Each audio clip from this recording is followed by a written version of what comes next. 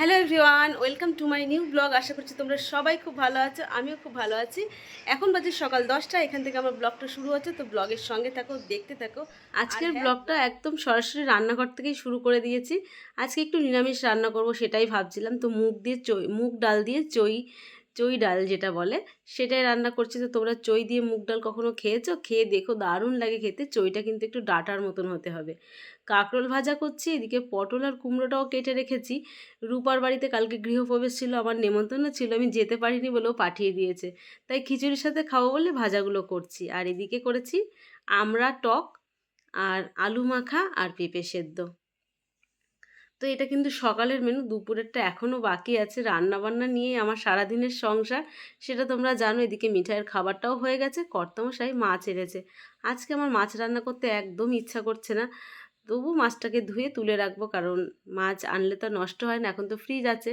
আর এই লেজাটা আমার জন্য পার্সোনালি নিয়ে আসে, কারণ আমি লেজা খেতে ভীষণ পছন্দ করি।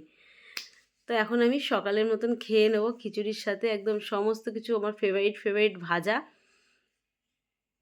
তো নিরামিষই যখন খিচুড়ি খাবো তখন এই ভাজা দিয়েই ভালো লাগে, আর লেবুটা আমার সব কিছুতেই লাগে। নিয়ে নিচ্ছে এক মুঠো আলু মাখা। আলু মাখাতে আজকে পেঁয়াজ দিইনি, শুধু শুকনো লঙ্কা ভেজেই মেখেছি। এরকমভাবেও খেতে ভালো লাগে। খেতে যে বসবো ওইদিকে আবার আমার রান্না বসানো রয়েছে, তো সেটার দিকে একটু দেখতে হবে, কারণ কিছুটা উচ্ছে ছিল, সেটাকেও আমি ভাজা বসিয়ে দিয়ে এসেছি। তো খাবারটা বেড়ে রেখেছি, আগে নাড়াচাড়া দিয়ে জোরটা কমিয়ে তবে আমি খেয়ে নেব।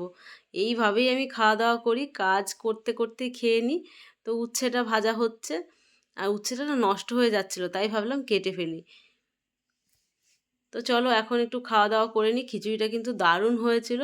খিচুড়িটা করেছিল আতপ চালের খিচুড়ি, খুব সুন্দর হয়েছিল। কিছুদিন ধরে ভাবছিলাম বাড়িতে খিচুড়ি বানাবো, যেহেতু একটু একটু বৃষ্টি হচ্ছে মাঝে মধ্যে, তো রূপা সেই আশাটা পূর্ণ করে দিল।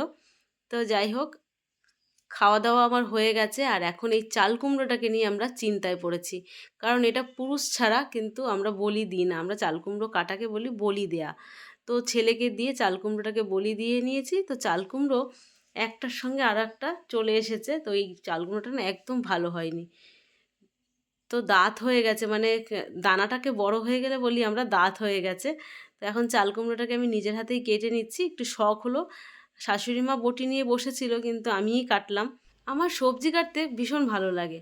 আর ঘরে যখন অনেক সবজি থাকে না, তখন ওই একটার পর একটা রান্না করতে করতে না পদে পদে অনেক পদ হয়ে যায়। তো সেই হয়েছে আজকে আমার। তো চাল কুমড়োটাকেও রান্না করছি, এদিকে মিঠাইয়ের জন্য চিকেন স্যুপটা বানিয়ে নিচ্ছি। মিঠাইয়ের জন্য চিকেনটা আসতে দেরি করেছিল বলে শুধু ভাতটা প্রেসারে করে নিয়েছি।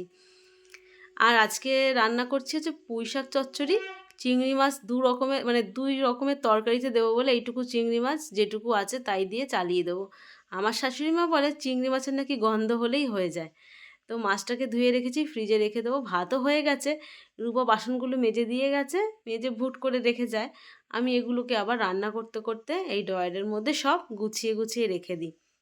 রান্না করতে করতে কিন্তু আমার হাত একটু বিরাম যায় না।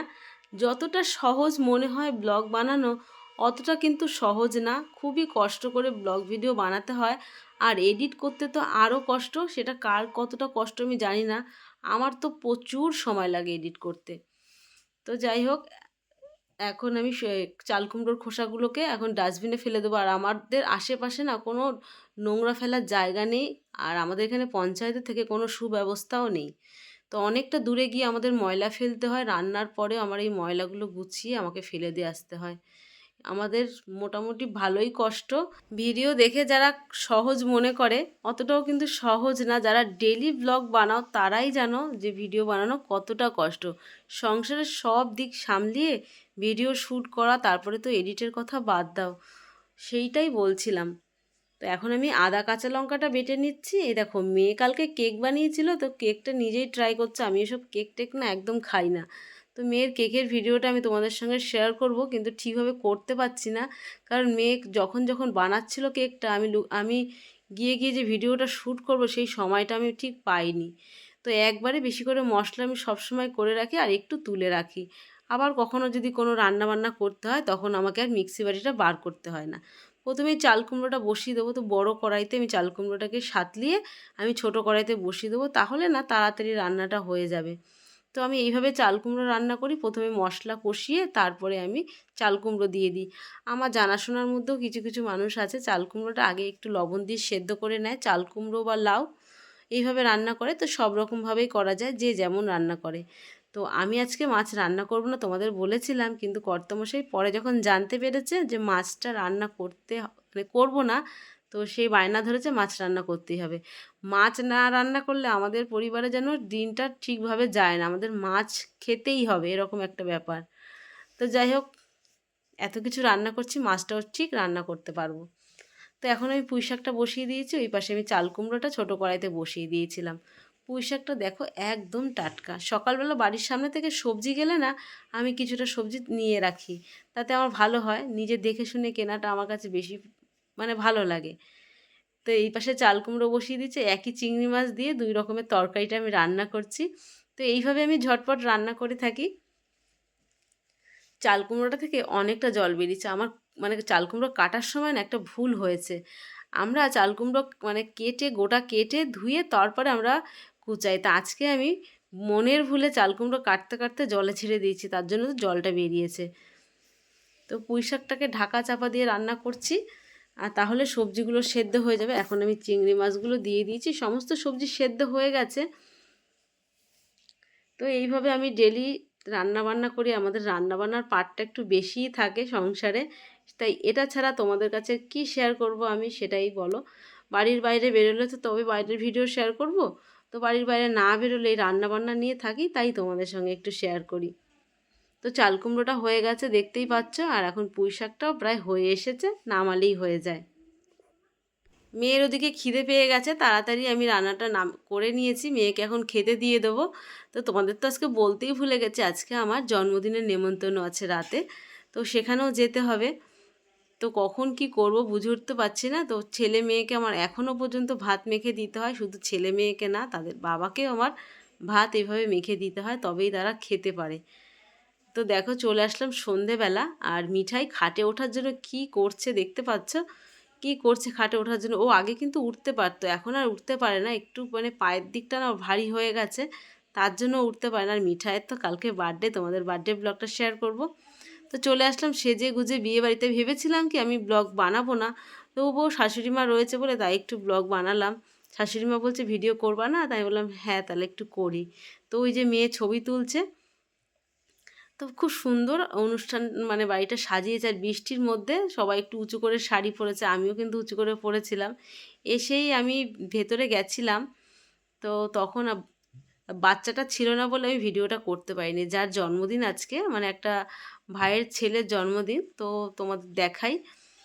ওর নামটা আমার ঠিক মনে পড়ছে না, ভিডিওটা কিন্তু শ্যুট করা অনেক দিন আগে, সেটা আমি আজকে শেয়ার করে দিচ্ছি, কিছু করার নেই। ভিডিওটা আমার এডিট করতে দেরি হয়ে গেছিলো বলে আমার ছাড়তে দেরি হয়ে গেল।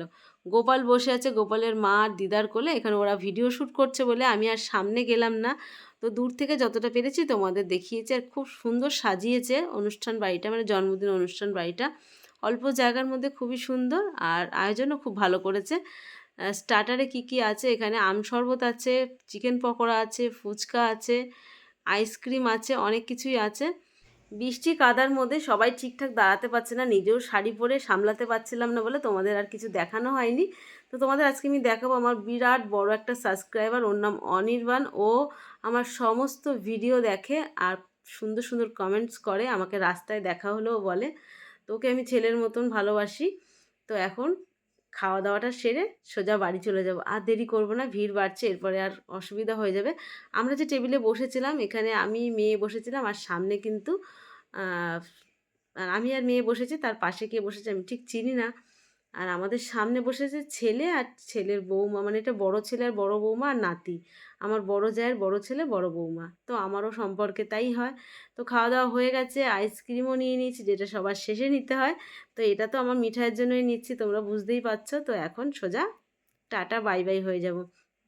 তো আজকের ভিডিওটা তোমাদের কেমন লাগলো, যদি ভালো লেগে থাকে অবশ্যই একটা লাইক করো, পাশে থেকো।